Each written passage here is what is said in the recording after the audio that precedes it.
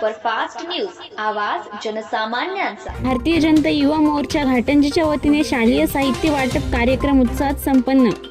आमदार राजभाऊ तोडसाम यांच्या संकल्पनेतून भारतीय जनता युवा मोर्चा घाटंजी यांच्या वतीने तालुक्यातील येवती, साखरा खुर्द, वासरी, मांडवा व राजूरवाडी येथील पहिली इयत्तेत प्रवेश घेतलेल्या विद्यार्थ्यांना प्रोत्साहन मिळावे या उद्देशाने शालेय साहित्य वाटप कार्यक्रमाचे आयोजन करण्यात आले।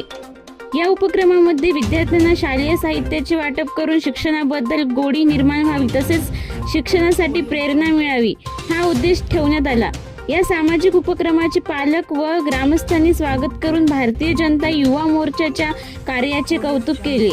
यावेळी महेश बाबाराव जाधव, तालुका अध्यक्ष भारतीय जनता युवा मोर्चा घाटंजी, विशाल कदम, जिल्हा सरचिटणीस भारतीय जनता युवा मोर्चा, अंकित नैताम सरचिटणीस, कन्हैया कावळे सरचिटणीस, तेजस आंबेकर उपाध्यक्ष, निखिल मडावी सोशल मीडिया प्रमुख, चेतन शेंडे, प्रणित तोडसाम, आतितोष मोहाड, गजानन विजेवार, प्रमोद नारनवरे, सागर हांडे, गजानन पाठोडे तसेच गावकरी व भारतीय जनता युवा मोर्चाचे पदाधिकारी आणि कार्यकर्ते मोठ्या संख्येने उपस्थित होते। महाराष्ट्र सुपरफास्ट न्यूजसाठी निलेश कुर्मेलकर, घाटंजी।